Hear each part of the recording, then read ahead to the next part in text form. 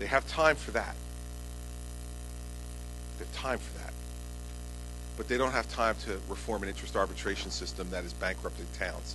They don't have time to eliminate a civil service system that is antiquated and is killing your property taxes. They don't have time to consider reforming a pension system that is going broke in 10 years. They don't have time to deal with making the provision of health insurance for public sector workers more competitive. Instead, they'd rather have you pay the bill, because right now, for public sector workers, 92% of the cost of their health insurance is paid by you. 92% of the cost of their health care is paid by the public. Federal workers, the federal government pays 66%. New Jersey is the outlier for how much of those health care costs we absorb for our public employees. But we don't have time to fix that. So 61 days. How are we going to get some of this stuff done in the next 61 days? The only way we're going to get it done is if you stand up and say you demand that it gets done.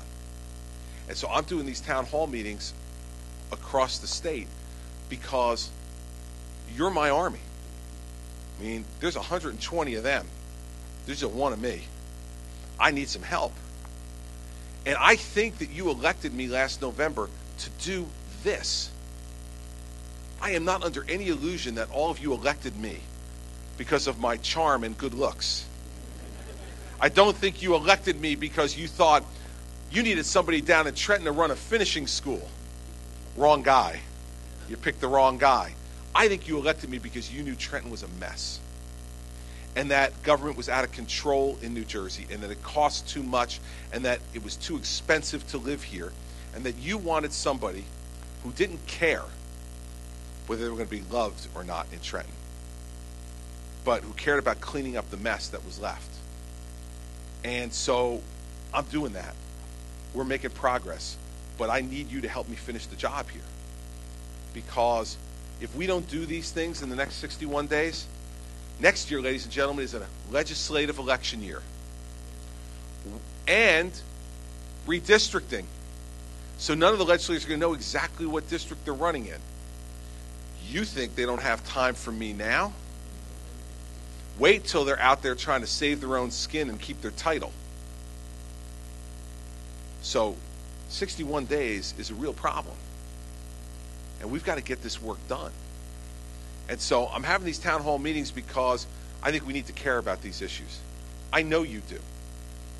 Everybody I talked to last year when I was campaigning for governor talked to me about property taxes. Everybody.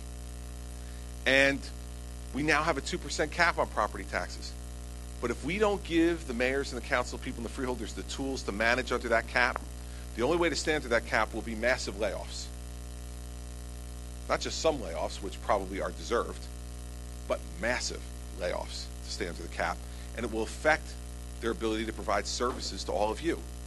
That can be avoided if you fix the arbitration system that gives out-of-control awards to public sector employees, if you fix an antiquated civil service system that doesn't allow mayors, council people to retain and promote and reward the best people, and get rid of the people who aren't doing their jobs or whose jobs are no longer necessary. We can fix those things. But we need to get to work. And none of these things are easy, okay? There are going to be public sector unions who are going to complain about every one of these things. I'm sure all of you have been entertained over the past number of months by all the wonderful commercials put on TV by our friends at the New Jersey Education Association. You would think, watching those commercials, that Satan has come up from hell and has inhabited the office of the governor of the state of New Jersey. I don't like kids. I don't like teachers. I don't like anybody. If you watch those commercials, I'm mean and I'm nasty. And it's funny if it wasn't so sad. They've spent $7 million on New York and Philadelphia TV and radio ads attacking me since March. But see, that's no problem for them, because they collect $130 million a year in dues from their members. Mandatory dues. If you're a teacher, you have to be in the teachers union in one way or the other. You can either be a full member and pay 100% of your dues. That's currently $731 a year, which the state, because of past legislatures and governors, we happily do that through payroll deduction, which we then wire transfer over to the palace on State Street for them to spend, to intimidate us. It's a great deal. By the way, we don't charge them for it, because why should we? I mean, it's for the kids. But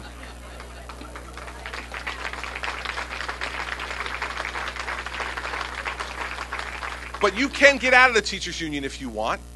If you're a public school teacher, you don't have to be in the teachers union. You can say, I don't want to be. And when you say that, you know what happens? You can get out, but you pay 85% of $731 every year to be out. It's like the Hotel California. You can check out anytime you like, but you can never leave. And for the 85% of the $731, if you try to go to a meeting, they kick you out because you're not a member. Hey, wait a second. I'm paying 85% of $730. That just allows you to leave. Okay? $130 million a year, ladies and gentlemen, and that's your money, because that's all public money taken directly out of teachers and school workers' pay. What do they spend the $130 million on? Do they donate anything to the pension system? No. Do they donate anything towards their members' health care? No. The teachers union does not. The union does not. The union does not. Now, because of a law we passed in March, for the very first time, teachers will pay, when their contracts expire, 1.5% towards their health care. Now, let's put that in some perspective, ladies and gentlemen. The average teacher in New Jersey makes $55,000 a year. They now pay 1.5% of $55,000 for their health care. That's a pretty good deal, because that health care covers their family, and they get health care from the day they're hired until the day they die.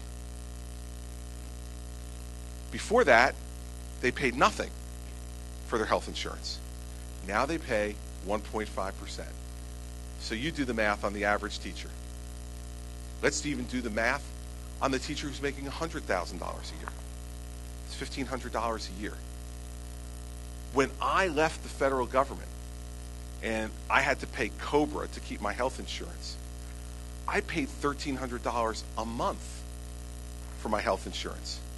I don't know what you all pay in the private sector, but I will tell you this: if it's $1,500 a year, every one of you should beat a path to that employer and go get it and work for nearly nothing if you can get $1,500 a year for your health insurance.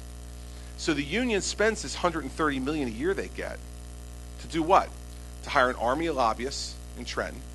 And every time a bill that even mentions the word education is before an Assembly or Senate committee, you have 2 or 3 NJEA lobbyists sitting in the front row staring at those legislators to remind them, we're here and we're watching.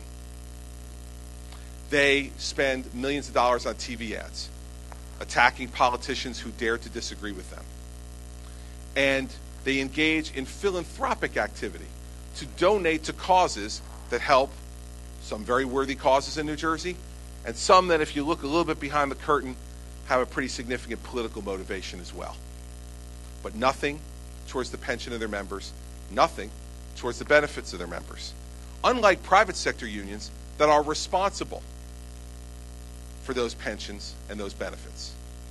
So if you're a member of the Carpenters Union and you're right now living with 35 to 50% unemployment in New Jersey, and your annuity fund is going broke, and you're paying more just to maintain your health care, and you haven't gotten work, let alone a raise, in any period of time, you come home and receive your property tax bill, and it has gone up again. Why? Because 80%, see, even she knows, 80%, 75 to 80% of your property tax bill is the cost of public sector personnel.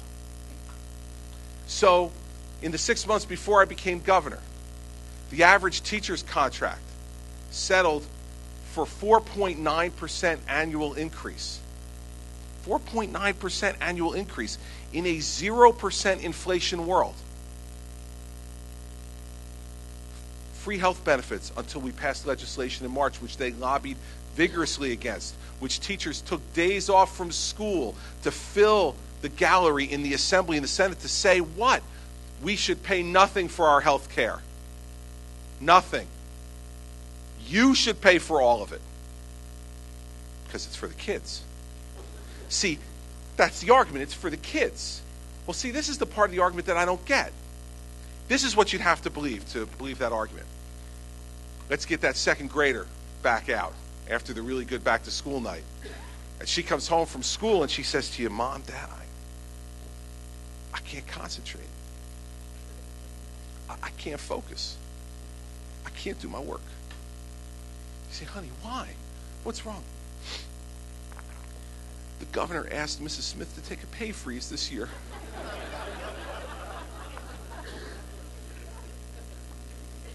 And he passed a bill that's going to make them pay 1.5% of their salary for their full family medical benefits. Mom, Dad, stop the madness. Give Mrs. Smith her 4.9% raise and pay for her damn health benefits, and then I can get A's again. But until then, I can't focus. It's funny, right? It's not. This is the crap I have to listen to. This is what the teachers union called the greatest assault on public education in the history of New Jersey. This is insanity. It's insanity. And I'm not going to keep quiet about it. Political advisors tell you, please don't do this. Governor, don't take on the teachers union. They are the 800-pound gorilla. They have $130 million a year to whack your head with. Don't do it. Listen, if we don't have this fight now to get salaries and pensions and benefits lined up, if we don't win this fight now to level this out and to stop the craziness, New Jersey will not be affordable. It is barely affordable now. And in the last 4 years, $70 billion in wealth has left this state. That is departed wealth, ladies and gentlemen, not diminished wealth. Departed wealth. Departed to Florida. Departed to North Carolina. Departed to Virginia. Departed to Delaware. Departed to Pennsylvania. All places with lower property taxes, lower income taxes, and a lower cost of living because of those taxes. The people of New Jersey are voting with their feet, and they're leaving because they can't afford to pay for the government anymore. There are more government workers per square mile in New Jersey than any other state in America. It's time for us to wake up. We cannot afford this any longer. So when I present with 61 days to go to the legislature, pension reform, benefit reform, arbitration reform, civil service reform, elimination of COA, ethics reform, education reform, it's not because I want to bat my head against the wall. It's because it is time to deal with these problems. We are broke.